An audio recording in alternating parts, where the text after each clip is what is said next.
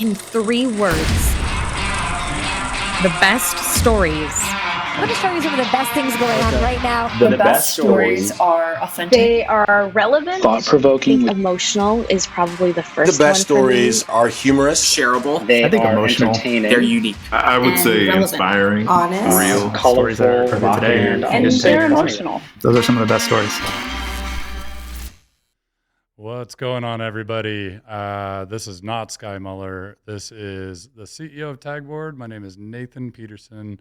I am here with my good friend, the EVP of Broadcast Operations, and also happens to be a board member of Tagboard, Miss Andrea Berry. Welcome Hello to there, Storyteller. Thank you for having me today. Hey, thanks for joining me. Man, we had a really good dinner last night. I know I didn't have breakfast because of it. Yeah, I believe it.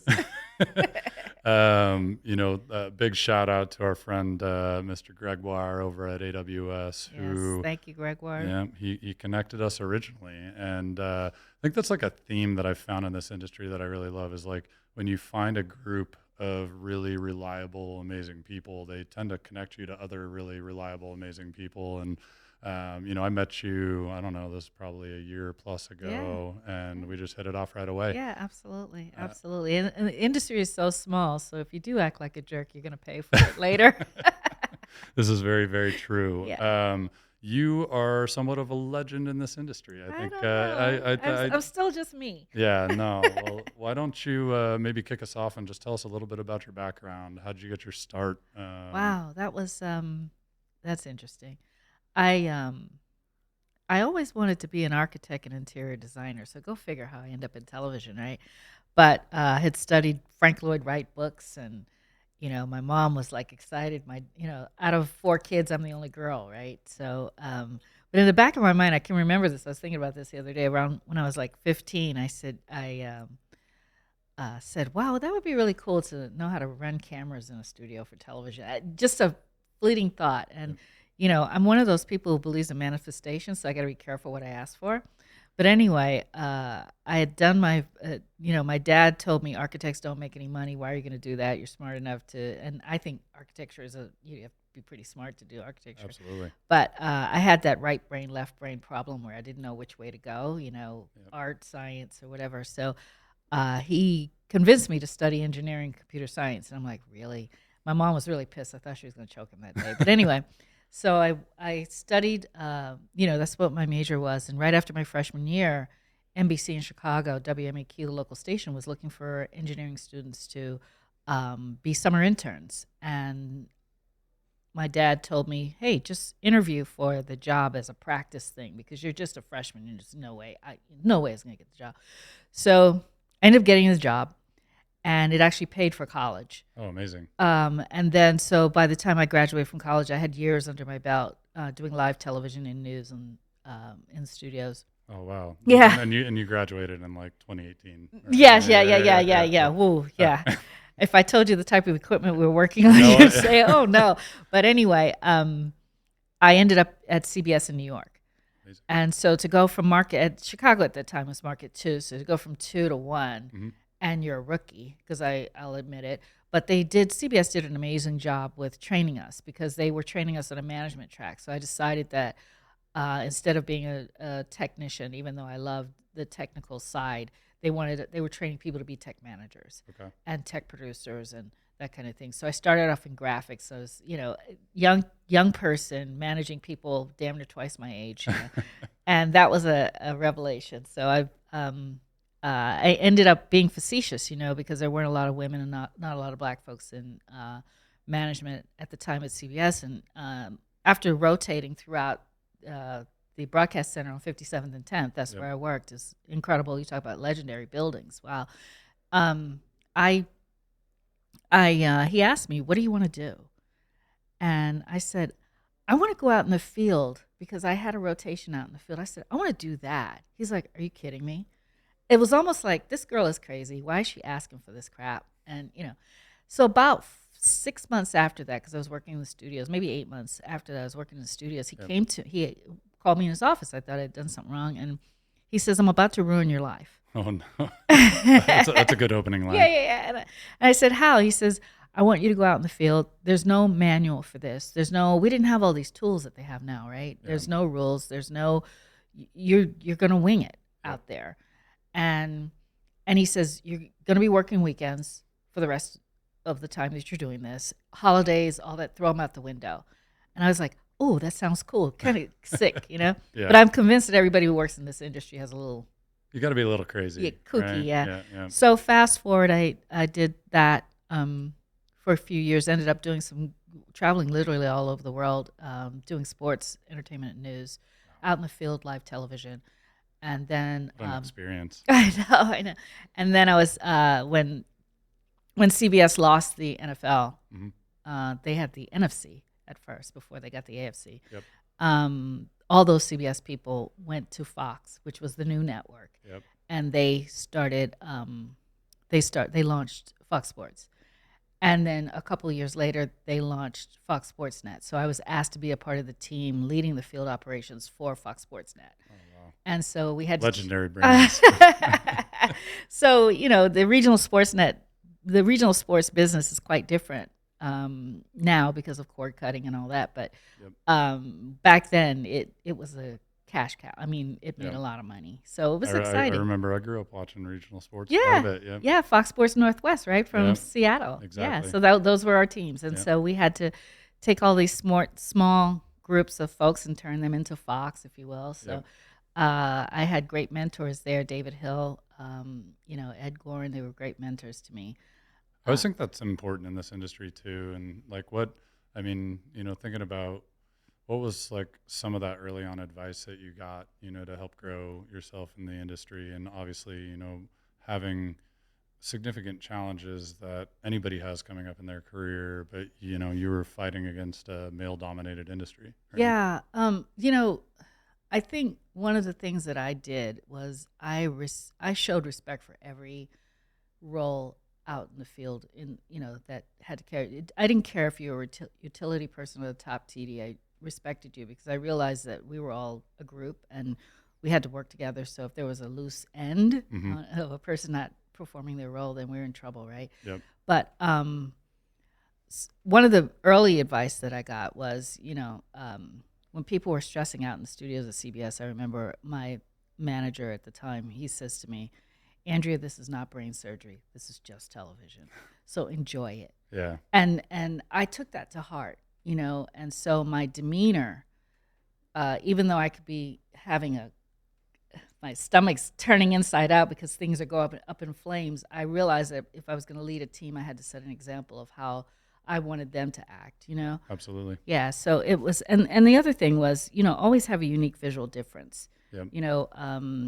The success of Fox Sports and CBS Sports and certain entertainment shows, what is it that people really want to see, and you have to present yourself uniquely. So as a technical person on that side, we take the stories, right, and we interpret what the vision and the story is, and we provide technical solutions for that story. Yeah. So that's, I think not taking things seriously is yeah, we're definitely gonna have to get into the technical evolution quite a bit in this conversation. Yeah, because it's come a long way. Yeah. I think it's funny. I think it's good advice. I mean, I've actually echoed similar things to my team sometimes, where I say, unfortunately, we're not charged with curing cancer on a daily basis. Exactly. You are, building things that are seen by tens of billions of impressions every year, the equivalent of basically the coverage of all of the United States and beyond. You got to have a little fun with it. Yeah, you do. I mean, there are critical points where, we've had some critical. I used to be able to kind of, not that I had a crystal ball or anything, but I could tell before even going to a remote or when I got to a remote if it was going to be a train wreck or not. Yeah. It just, you could tell by the vibrations of people and things that were not going right. And so you just had to deal with it. Yeah, it's the complexity. I think that's one thing that really surprised me about this industry as we, kind of took it on unknowingly. I mean, I don't think we actually. That's right. You and I have talked about the story. I don't think we really knew at first what we were going to be to production because we were solving a fairly simple solution of, I want to take this live tweet or Instagram post and I want it in a graphic and I want it up here in a couple of clicks.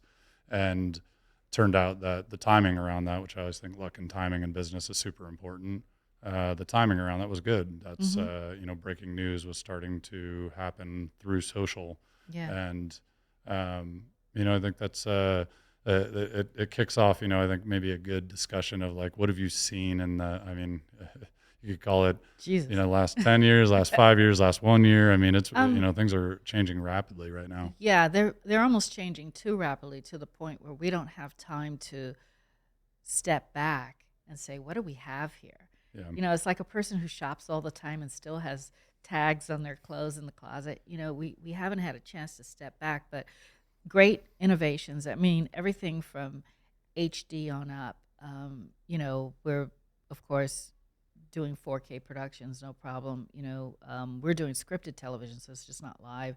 So we're doing some great things in the cloud. So the cloud editing, virtual control rooms, and all those kinds of things. But cloud's come a long way. Oh right? my God, yeah. Even we're here at the NAB, and even the AI discussions that are rampant right now in the halls there is it's really intriguing, and it's also fun to see the things that we can do. But I think on the level of sports, I think one of the big things is that the fans really want to be engaged.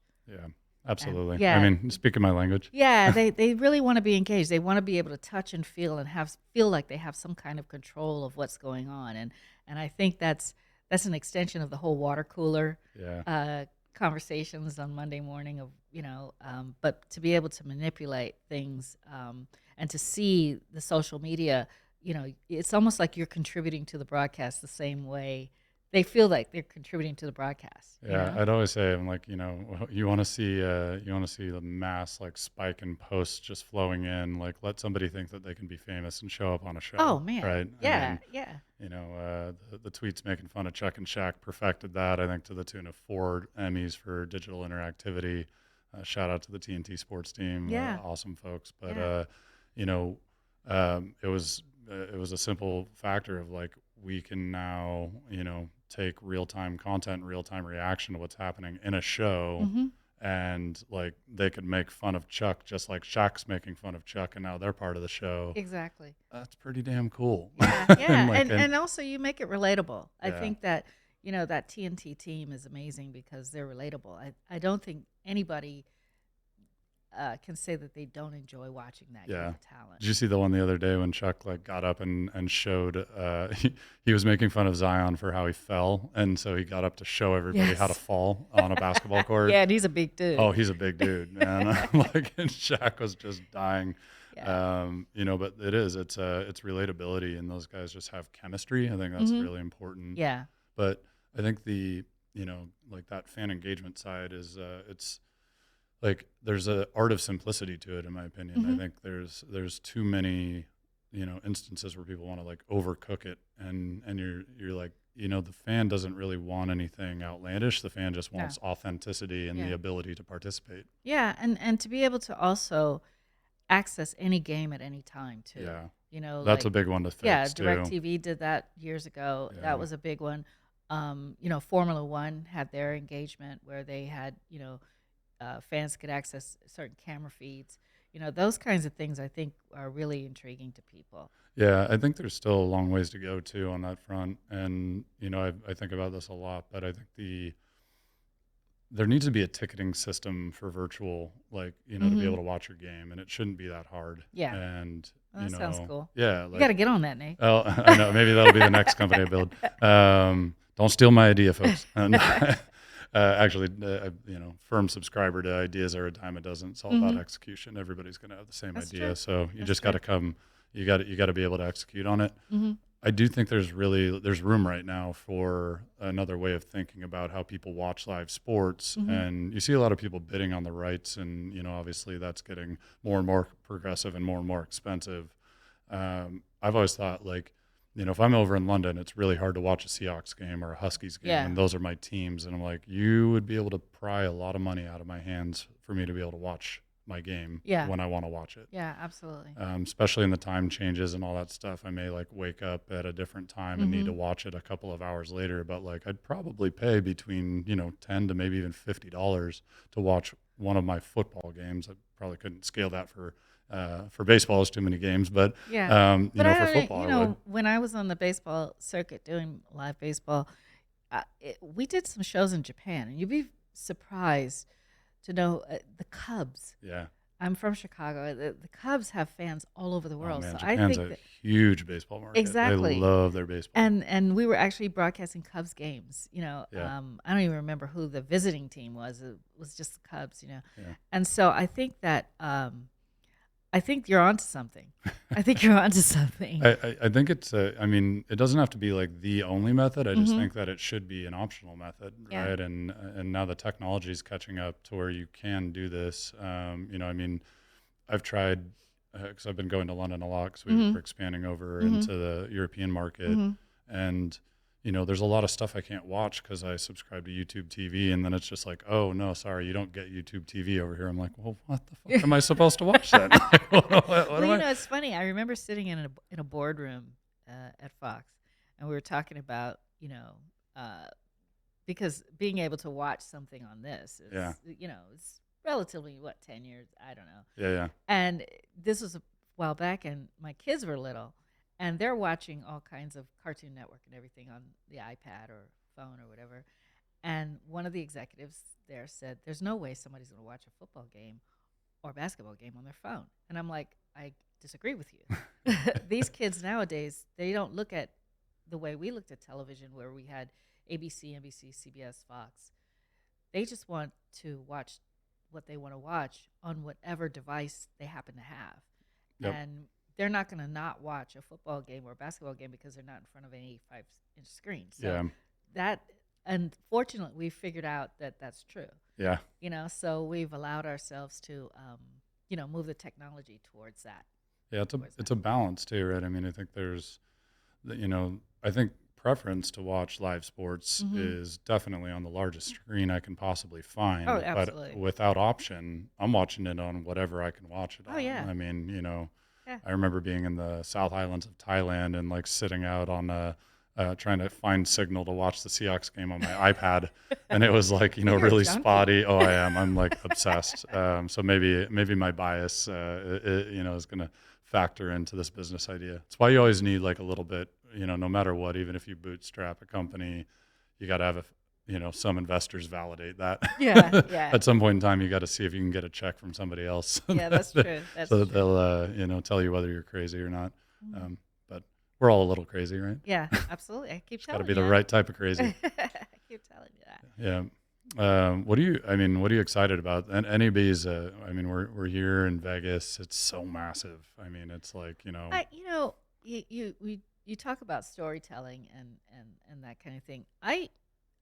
I hope that we don't get too technical, that we lose that sense of storytelling, because I look at all the genres that we do. You know, sports, scripted, non-scripted. It's all entertainment, right? And people go there to get into this fantasy of doing things. And sometimes I think that technologists sometimes take it too far and forget the story yeah, that we need to tell, right? And so when you look at a convention as big as the NAB,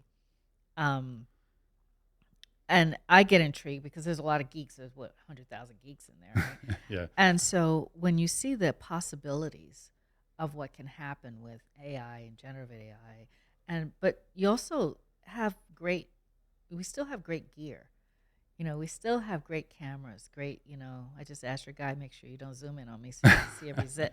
But you want to make sure that I get excited when I see people telling good stories. And I get excited when I watch movies that don't have an excessive amount of special effects or an excessive amount of you know, things that are going on. And I'm the first person to say I love science fiction. Yep.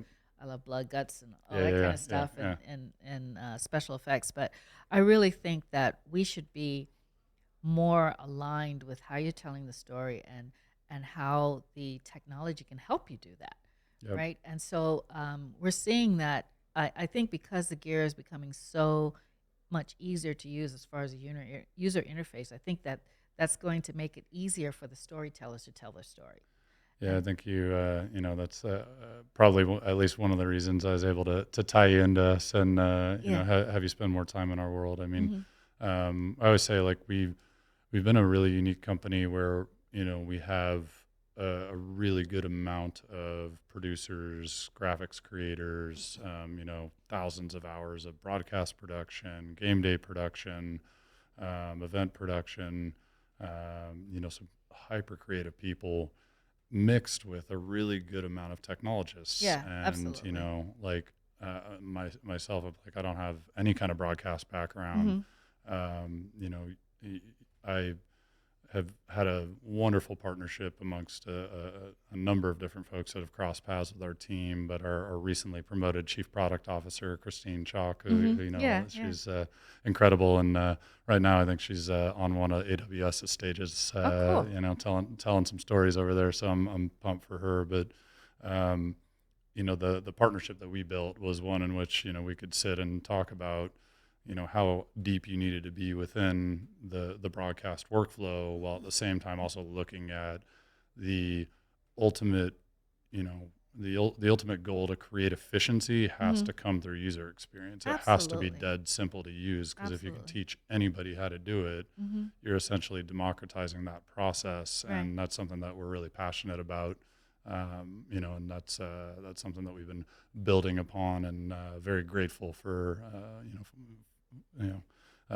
find relationships like we have that we can gather and show you what we're working with and get feedback, and you know, this is going to work, this isn't going to work, you should think about this way.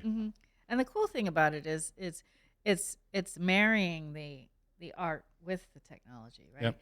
And so that, you know, that's why guys like George Lucas to me are king.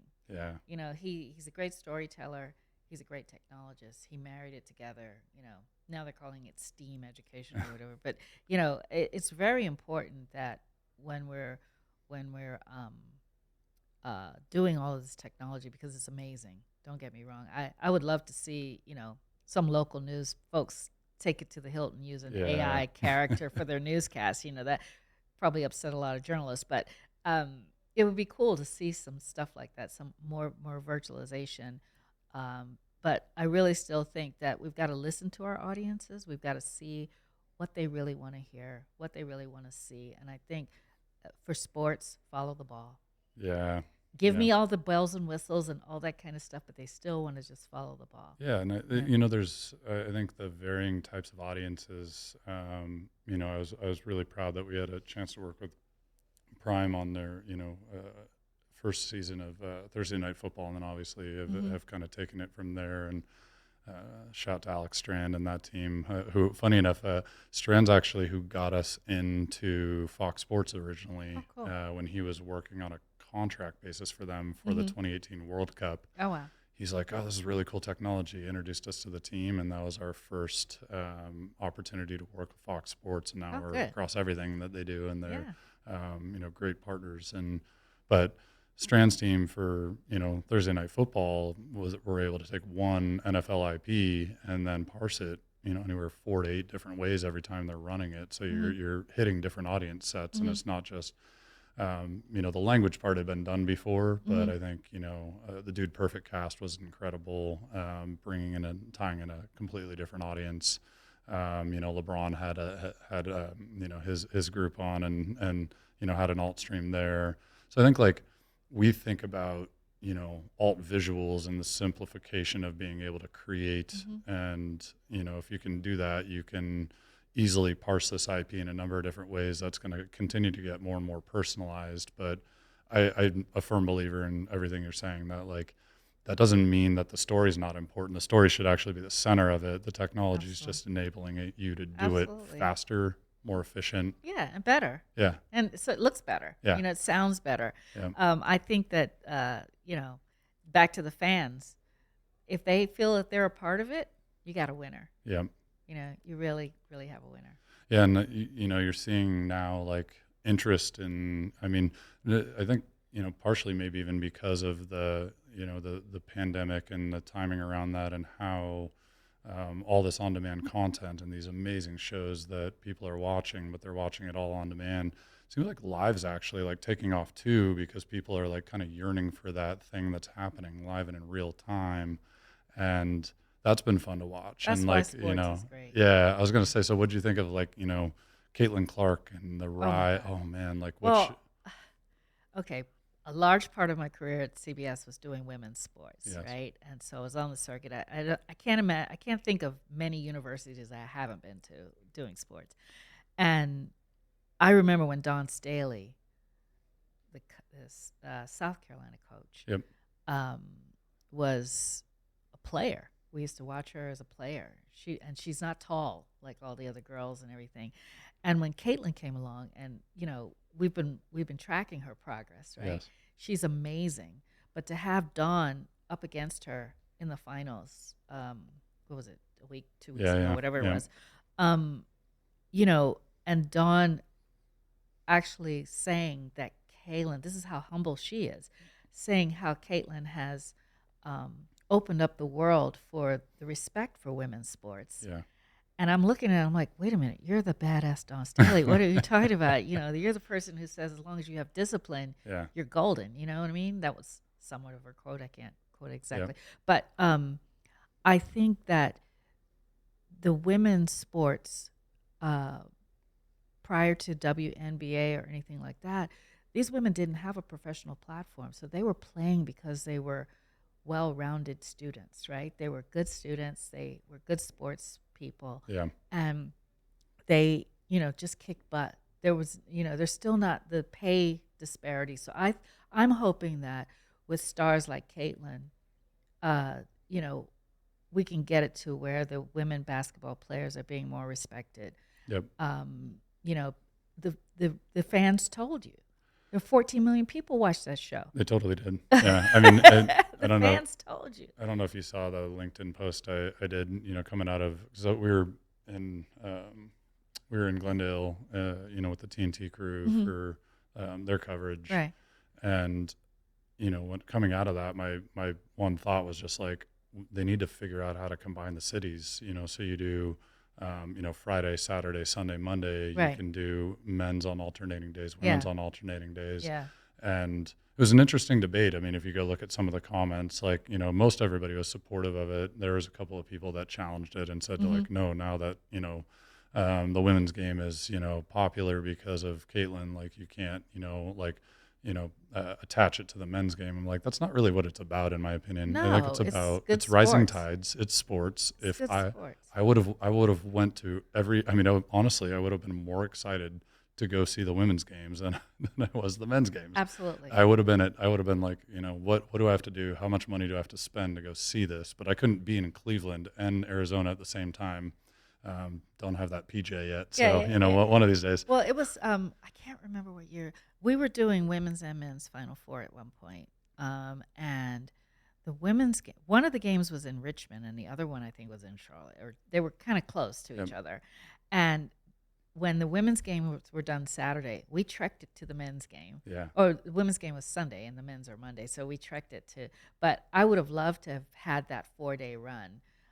But you almost need, how do you feel? I mean, the stadium would, I don't know how they would do that. Well, I think, in something, most of these major metro areas, you can split the two stadiums. So one, you use a football stadium for one, like in Arizona, it could have been Glendale for one of the games, and then where the Suns Arena for for the other one. Yeah. They're about 20 miles apart or whatever, but you're still nearby. able to Yeah. make both of them. And I just think that like the crossover that you'd get, right, and the cross opportunity that you could have actually to monetize both sides of it together. I think the fear, and somebody had listed this, was that the revenue would be unequal in some capacity, and I'm like, well, I think the audience will speak, right? And the stories will speak for itself. Yeah. And when you look at like the numbers ESPN did on that broadcast, it was insane. Smoking, man. Yeah. And like Smoking. the money will follow that, Yeah. and so it's not overnight, Yeah. but you can't discount the power of that cross collaboration, right? Oh, yeah. And I like the fact, look what she said to little girls. Yeah. Little girls now are like, wow, I want to pay soccer. Oh, yeah. Just like I want to play basketball. And then when we had a great United States women's soccer, World Cup soccer. Little girls like, I want to play soccer. Yep. Then you have Serena and Venus. I want to play. So there's people aligned to what they visually see. Yeah. And I love how like brave some of these organizations are getting with, like really finally pushing an envelope on it. And NBA when I was at All-Star in Indy, my favorite event was watching Steph and Sabrina shoot it out. Oh, like it was crazy. I'm it was you're watching this and you're like, these are two of the best shooters in the world. Sabrina almost had him, and Steph's arguably the best shooter in NBA history, maybe the best we'll ever see in our lifetime, but it was close. Yeah. And I see where your fan base is.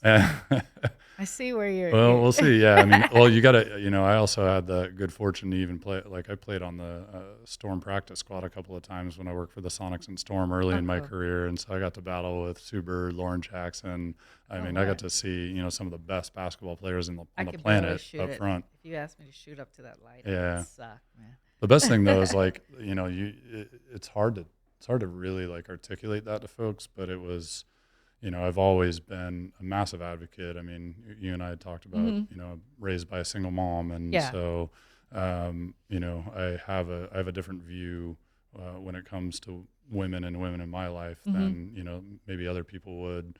But I'd go, I remember like going down to the community center and playing, hooping it up against all my guy friends. And they're like, well, like, I could totally take Sue Bird one-on-one. I'm like, no, the fuck you could not. Like she would slaughter you. Like she would slaughter you. I'm like, she would kick my ass. And like, I played a year of pro-am ball, and I'm 6'4" and 220 pounds. And I'm sure she'd still kick the shit out of me if we played one-on-one. So I'm like, you, my friend, in community center ball are not doing anything. But I'm glad to see that, women's sports are, getting more popular. I'm glad to see, even in my industry, that we're seeing more women in what even I do or did, and it's kind of a relief. Yeah, it's the investment nice. in it's coming too, Yeah, right? it's And that's really where cool, you always, when you follow the money, right? I mean, anything in sports, you follow the money, and you're seeing a lot more dollars going into this, a lot more entities coming up, to invest capital and help grow the sport, help grow the surrounding of the sport. So some great investors on my cap table that have, a vested interest in this stuff. So it's, it's exciting to see. Yeah, it is. What's on the docket for you right now? What are you excited about? You guys got. Wow, you know what? We're already on the road to World Cup. Yep. We've got the Spanish language World Cup 2026 coming up, so that's going to be exciting. So I've never done so much soccer in my life, But who's your favorite player right now? I don't have a favorite player. I like the energy that Messi brings to the table. Oh yeah, it's so cool to see. It's really, and I'm in Florida, so it's it's the energy that he brings is just incredible. I just just watching it. And the fans, it's almost the same energy that you get at a college level, as even probably times 10, right? Yep. Because when you watch an NFL game, it's an NFL game. When you watch college football, it's much different. And I think also the energy that our broadcasts have in Spanish language is just so exciting. Yeah. And so that's a big, huge thing that we're doing. We have an amazing facility down in Miami. So it's not just about sports, as I mentioned. We do all genres of. So we have a very busy year this year with the elections and everything. And I don't know if I ever told you this story. One of my favorite moments in my career to date was a moment I shared with Telemundo. This was probably I don't know how long ago, maybe like 4 or 5 years ago. Big shout to my guy Gustavo Granados, who Gus was like one of my favorite people I've ever met. I had never been to Miami before working with you guys in the past, and then I went down there. He introduced me to Peruvian food. I had Cuban food, and I was like, wow, there's just so many options. Culture is definitely there. But we were at the Dolby in LA for one of your events, and they kicked everybody out except somehow the two of us got to stay to watch Mark Anthony warm up and perform. It was probably Latin billboards or Latin it was just AMAs him or something. Yeah. and his band and his director and his PR person, and then the two of us. Wow. And I just I got to watch him, set up and warm up and practice, and it was just like such a special moment. Yeah. Followed by a hilarious moment where the bouncer, who was another person in there, thought I was taking a picture of it. Oh, and he you came got up. knocked out. No, he came up, and I thought he was gonna kill me. But I think I had picked up my water bottle, but it was really dark in there. And he's like, "Oh, I thought you were filming." I'm like, "Oh, I know better than that, man." I'm not. Yeah, the culture and the enthusiasm of the teams at Telemundo is amazing. Some of the best engineers I've ever worked with, some of the best operations people I've ever worked with. And a family orientation, very right? much And so. Yeah, I had never experienced anything like that in my Yeah. career, Yeah. and it was a beautiful, beautiful thing. Yeah, and we try to keep it that way. Yeah, that's good. Try to keep that family-like thing. Having been out on the road for so long too, for me, my crews were my family because I'm spending more time with them. So I'm more comfortable in that kind of environment myself. Yeah. Yeah. I mean, it takes loving the people you work with to another level, Tell right? me about it. If you, and Because there's times when that doesn't happen. no, and it's important to have that relationship. It gets you through the good times and the bad times, Yeah. and we have a lot of really hard times, and especially even in our industry, things are up and down and left and right, and consolidation happening all over the place, and you just never know what's going on. But what keeps us steady is each other, and a really good base of. Yeah. Even going back to our dinner last night, it's just a good core group of people. Absolutely, where, no one was really from the same area or same company. That was a good group. It was a really good group. Yeah, and everybody talked to everybody. That's rare. Yeah. That's rare. That's all Gregoire, man. Yeah. He's, Tell him I said, hey, you did a good job with that one. He did. Yeah. So I'm glad we made that happen. Yeah.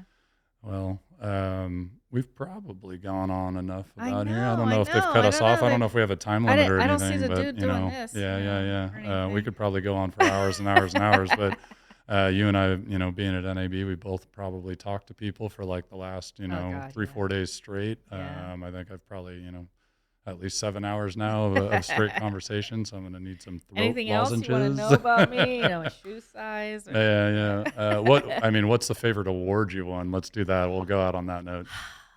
Wow. Talk about manifesting. Yeah. I remember when I was in my 20s, I lived in New York. My brother was my roommate. And he used to how do you do that? The whole manifestation thing. And I said to him, I want to get my first national Emmy by the time I'm 30 years old. Ooh. And it happened right before my 30th birthday. Amazing. We got a technical team remote. I think the first one was either an Olympics or baseball or something like that. But it happened. And, while, being in the Sports Broadcasting Hall of Fame, that was awesome for me. I was able to speak to a crowd of people who, I don't know, it was just a crowd of peers and people who I've been working with for the past however years. But so that was amazing too. But to get that first big award for me was wow, I guess I'm going to be doing TV for a long time. Oh, that's great. And Where does it sit? Where is it? It's in my house in LA. Okay. I didn't bring it to Miami because it's heavy, Yeah. but we subsequently got more, after that we've gotten some in sound and all that. So to be able to lead crews who are, for me, leading a crew that is excellent. And I've been blessed by having great people work around me, great people work with me. And I've actually learned from them a lot. We've learned from each other. And so I've had the opportunity of working with some of the best audio people, best producers, best directors, best TDs, best camera people, best graphics folks. I mean, down the list, we always had the A-type folks we worked with. And so for us to get awards, and unfortunately, technical people, operations people, because we make things happen, it's like magic. They don't notice us until we make a mistake, right? Yeah. So, we don't get the accolades, I don't think, that we deserve all the time. And nobody really likes to pat themselves on the back.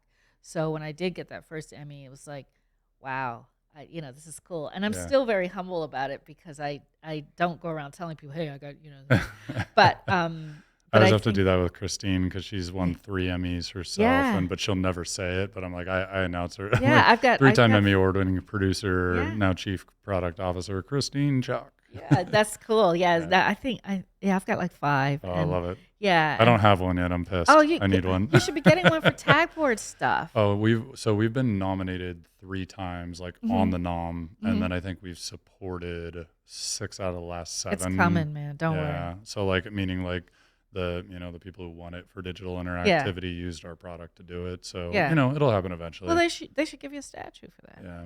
I got to give a big shout to my guy Mike Buckland who put us on. And I remember he sat me down. It was like last year. He put us on the Emmy nom, and he said, "You guys deserve it, man." Like he's like, "You're just as much of a part of this as our crew," and it meant the world, Yeah. So well, with all these fast channels that are popping up, your platform, the Tagboard platform, is perfect for that. As far as all these streaming channels, fast channels, and all that, and it's coming one of these days. Yeah, one of these days, it's fine. you never know. As long as those user interfaces stay, amazing. I appreciate that. I think that let's put it out there in the universe. All right. Yeah, no, Next year, that's what I said. yeah. I need to set a goal. I Let's need one by the time I'm in my 40s now. So by the time I'm 45, maybe. Yeah. So let's put it out in the universe. All right. You're gonna get it. Well, what's more important than any trophy to me is people like you in my life, and I'm very, very appreciative. I really appreciate. Love you guys. Yeah, too. we it's. It definitely takes a village when you're building things. My God, and so, but we're supported by some really great people in this industry, and I feel blessed to have been introduced to you and have you in my world. So me too. Thank you for telling us your story. Yeah. I'm sure I left out plenty of notes because Seth or Sky's laptop in front of me died like halfway through, and so I just we've been winging it ever since. We're good conversationalists together. Okay. We'll do all right. All right. Thank you all. Thanks for tuning in. Thanks, guys.